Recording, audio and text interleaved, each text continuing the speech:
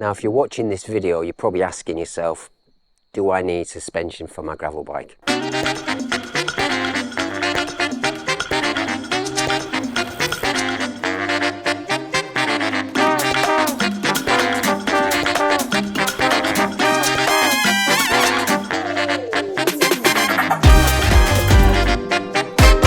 And hopefully by the end of this video, you'll come to a conclusion. Now, there's various types of suspension systems for the gravel bike. First of all, you can have a head stem set, and I recently used a Redshift about maybe 6 months ago in preparation for the Badlands. Now, I used that for about 2 months, and I have to say I was disappointed with it. The internal bolt sheared after about 6 weeks while I was out on a night ride. And the other thing as well with the head stem system is that the suspension is from the head stem up. Okay, so that the only compliance is in and around the handlebars. None of the bike takes any of that chuck really. The other downside to having a head stem system, although it's cheaper, is that you can't lock, or I couldn't lock, the Redshift system. So overall I was disappointed. So then I started looking around. Okay, what have we got?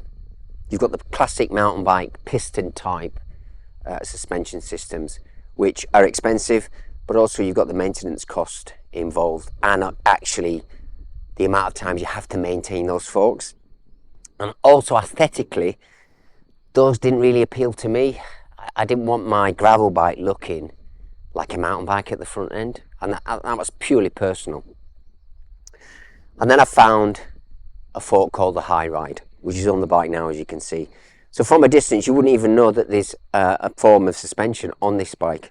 And HiRide, if you go on their website, it will list all the bikes that this fork is compatible with. And in addition to that, they'll give you spacers and brackets, which you can then use for that specific bike.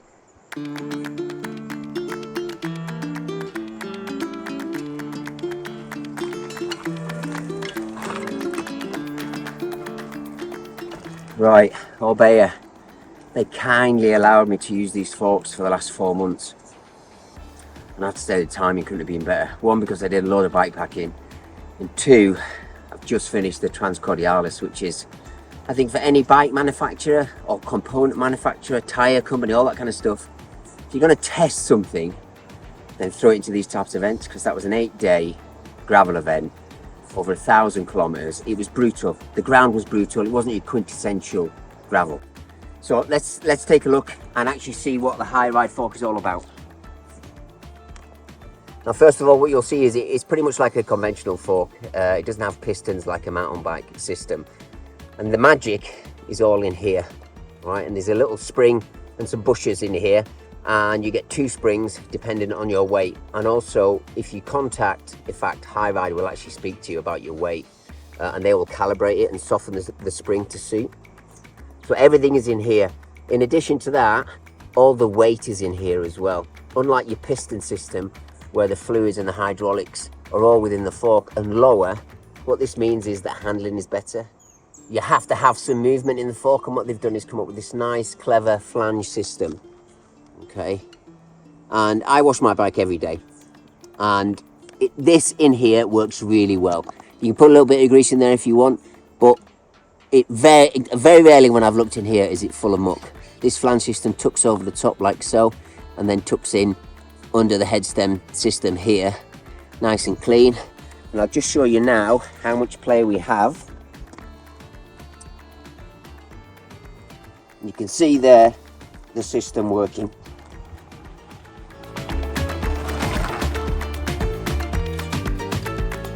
Voila.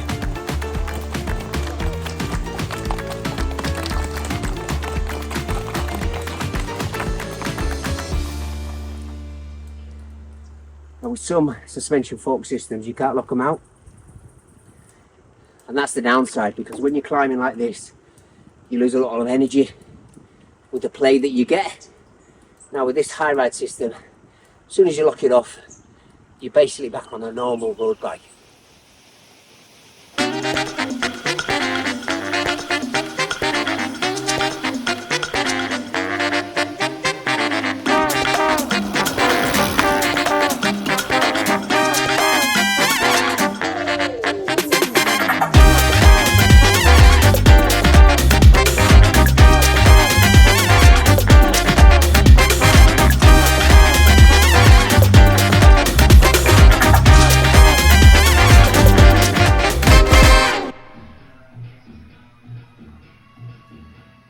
So what do you get with this fork?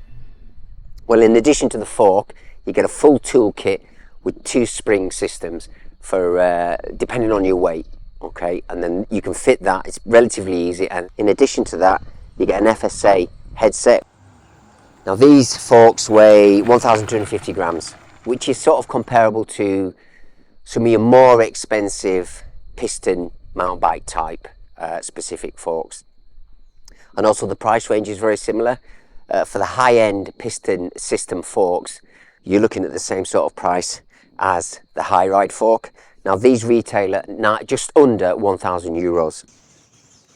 I think without these forks, I would have either had to slow down or to stop to rest my hands. Because the thing I noticed almost immediately is that it took the buzz out of my hands straight away. During this sort of 3 months of me riding this system on the front end, I also took it bike packing. So I had 2 5-kilogram bags on each side of the forks, and I also had a 5-kilogram bag on the front of the bike. And I went away around Spain and rode for a week, just did some bike packing. So at the front end, the bike had just short of 15, 16 kilograms on the front.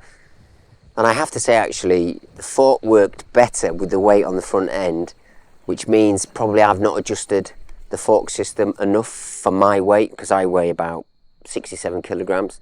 And I found that the front end worked much better when there was more weight on the front when I was bike packing than I did when I was doing the Transcordilleras. Now HiRide have not paid me. They kindly sent me these forks, all right, to test, because I told them that I was going to come out to Colombia and take them through the Transcordilleras. So they sent me this pair, and I absolutely love them. I think they're a great piece of kit. I think they look great. I think the locking system is fantastic. Although my only criticism, and HiRide have already got back to me, is what I found myself doing during some phases of the Transcordilleras is when I went to tarmac and then to gravel, rough gravel, I would get caught out, and because it was so rough, I would struggle because my hands were wet and greasy and, you know, taking gels, all this kind of stuff. I had very limited grip on this system at the top. So I've recommended to them that they either make this with rubber or something that has a little bit more friction. There's one other thing I quickly want to try and illustrate and explain the importance of the front wheel staying in contact with the ground. Now, what I've done here is I've slow-moed 2 sets of footage. The first one is the forks are locked, and the second image is the forks are unlocked. And although it's over a small section of ground, I just want you sort of to take into consideration, if you're descending for long periods of time, what difference that will make.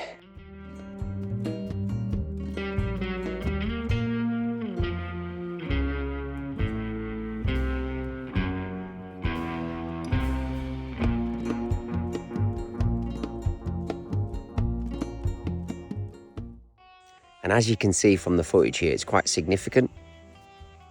And this is what's important about descending on technical rough ground. If the tyre's in contact with the ground, then you've got a much higher chance of being in control of the bike. And I experienced this 2 times on the Transcordilleras, where on 2 separate occasions I was riding with 2 very experienced riders, and they both came off. Yeah, I'm ready. Good man. Ooh. Now, you could say it's skill level, you could say it's tyre selection, tyre pressure, but I do genuinely believe that one of the contributing factors for me, because I consider myself an above average descender. I'm not the best, I'm certainly not the worst, but I found myself becoming more and more confident because my front wheel was in contact with the ground.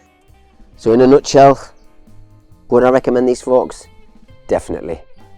If you're going to go out and buy something, I would stay away from the head stem system. You can't lock them off. They're easy, they break. It broke on me. Short of the piston system, which is high maintenance, similar price. Some of them are heavier as well.